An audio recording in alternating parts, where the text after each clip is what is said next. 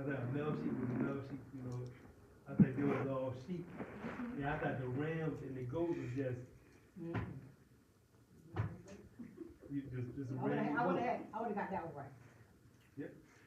Just a ram, that's what I thought, just a ram and goat. Because they didn't teach us this in school. You always see the sheep, just, and then I started thinking, well, if a ram is a male sheep, then why do, 'cause I started thinking, because they always say that sheep are dumb, and they have to be led by somebody. But when you look at the rams, they don't want to be led by nobody. They stubborn, and I always had, they always told this tale that if you stand in front of a ram and you bend over, then the ram Right. kick you up there. So I was thinking of the ram as being a stubborn animal, just like the donkey. But a ram is a male sheep, and female sheep are human, and lambs are baby sheep. So I knew that.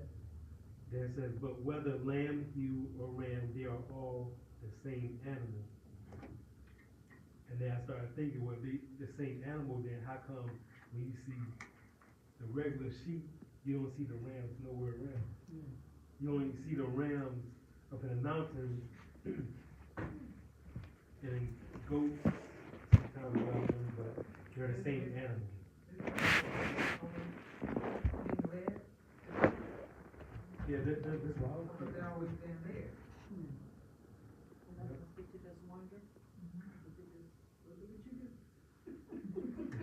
Y'all don't want to get my interpretation. So you always see the rams up in the mountains, woods and stuff. The difference between a male and a female sheep is that while females may have horns, the males are significantly longer and thicker.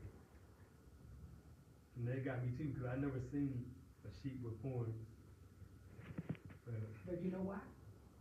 Because the wool of the sheep was thicker than the horn, was higher. Okay. So think about it, you saw a sheep, they always was small. Yeah, Yeah. yeah. So that got me right there. But then I started thinking the ram and a mountain. And then I started thinking back to Abraham, where he went up to the mountain, All right. And there was a ram. And he sacrificed the ram, and the ram is a male sheep, right? yes. But a baby sheep is a lamb. You better So work they're it, the same. work it. So he was about to sacrifice the ram, and then I started thinking about sacrifice the lamb. Then I started thinking about Jesus, Yes. the sacrificial lamb. Yes. Good job, brother.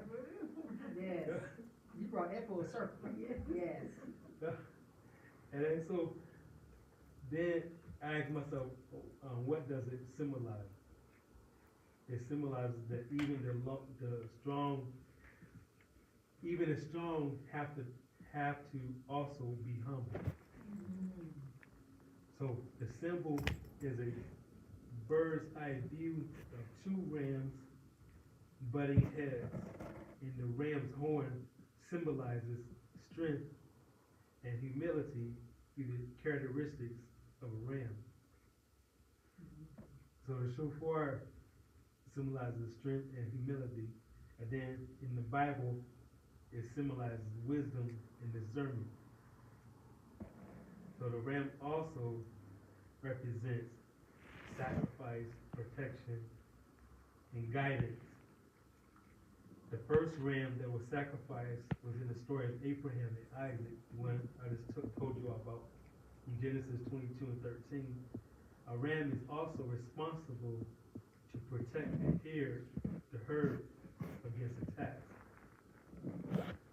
So you think about that as Jesus. sacrificial lamb. Sacrificial lamb to the ram is supposed to protect the herd against attacks. So I started thinking he's what protect the herd against the attacks. So he's the mediator between God and man. Yes. To come down.